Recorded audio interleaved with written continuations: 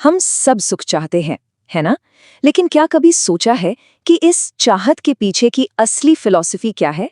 आज हम सुख के एक आम एहसास से लेकर उसके सबसे ऊंचे रूप यानी आनंद तक के सफर को समझने वाले हैं। तो चलिए इस गहरी खोज में साथ चलते हैं। ये एक ऐसा सवाल है जो हम सबके मन में कभी ना कभी तो आता ही है। हमारी हर कोशिश, हर काम, उसके पीछे कहीं ना कहीं सुख पाने की ही तो एक इच्छा छिपी होती है। पर आखिर ये चाहत इतनी गहरी, इतनी जबरदस्त क्यों है? तो सबसे पहले आइए सुख और दुख के इस रहस्य को ही समझने की कोशिश करते हैं। आखिर ये एहसास हैं क्या और ये हमारे अंदर पैदा कहाँ से होते हैं? देखिए, इसकी परिभाषा ना बड़ी सीधी सादी है। जब कोई भी बाहरी अनुभव हमारे अंदर के स्वभाव से मेल खाता है तो हमें अच्छा लगता है, उसे ही सुख कहते हैं। और जब वही अनुभव हमारी प्रकृति के खिलाफ जाता है तो हमें दुख होता है। मतलब ये दोनों पूरी तरह से रिलेटिव हैं। और दिलचस्प बात यह है कि सुख पाने की ये जो चाहत है, ये हमारी सबसे गहरी बायोलॉजिकल इंस्टिंक्ट है, यहाँ तक कि जीने की इच्छा से भी ज्यादा मजबूत। हमारे हर काम के पीछे असल में यही इच्छा काम कर रही होती है। तभी तो जब किसी को लगता है कि जिंदगी में सुख से ज्यादा दुख है तो वो जीने की इच्छा तक खो देता है।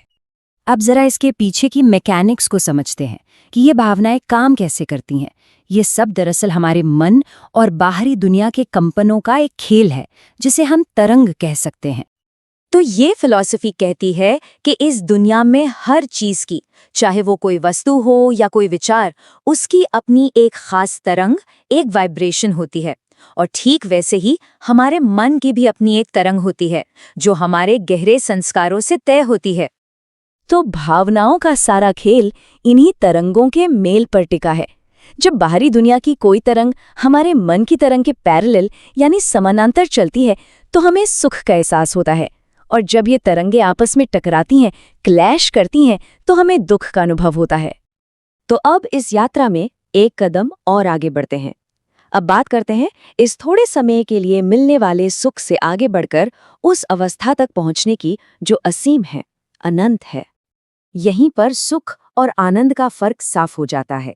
एक बहुत खूबसूरत सूत्र है, सुखम अनंतम आनंदम।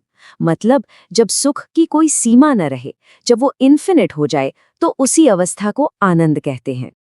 तो फर्क बिल्कुल साफ है। सुख जो है वो बाहरी चीजों पर निर्भर है, इसलिए वो टेम्पररी है, आता जाता रहता है। ये तरंगों के मिलने का नतीजा है।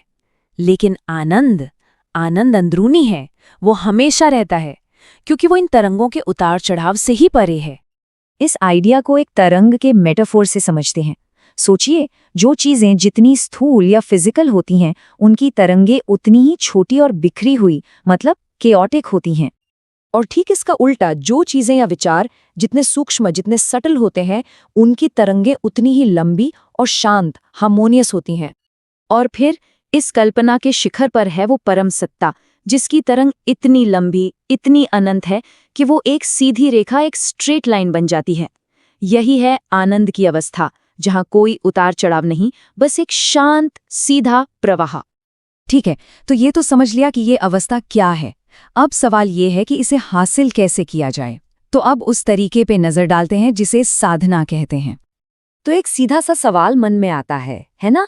अगर लक्ष्य मन की इन टेढ़ी मेढ़ी तरंगों को एक सीधी रेखा में बदलना है, तो इसका तरीका क्या है? इसका जवाब ना मन के एक बहुत ही बेसिक नेचर में छिपा है। मन का एक गुण है, वो जिस चीज का भी ध्यान करता है, धीरे धीरे उसी का रूप ले लेता है।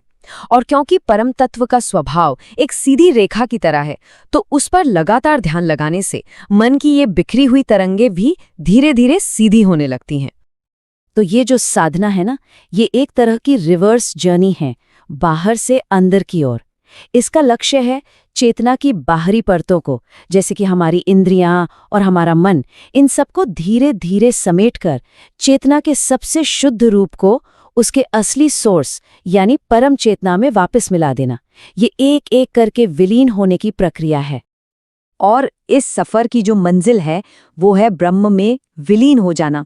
अब देखते हैं कि इस अंतिम अवस्था का मतलब क्या है। शास्त्र कहते हैं आनंदम ब्रह्म इत्याहु, मतलब वो जो अनंत आनंद की परम अवस्था है, वही ब्रह्म है। आनंद और ब्रह्म ये एक ही परम सत्य के दो नाम हैं। अब ये समझना जरूरी है कि ब्रह्म कोई व्यक्ति नहीं है।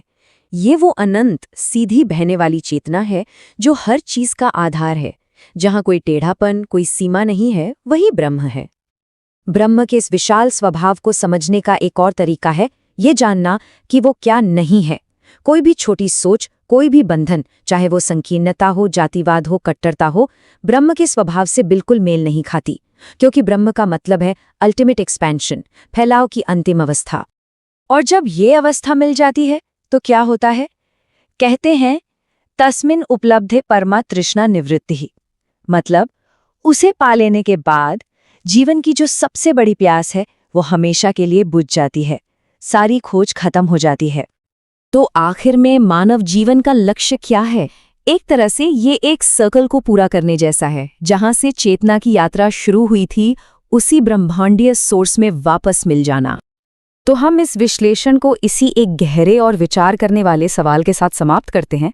क्या मानव जीवन का परम लक्ष्य अपनी भावनाओं की इन टेढ़ी मेढ़ी लहरों को उस अनंत की सीधी रेखा में मिला देना है? इस पर जरूर सोचिएगा।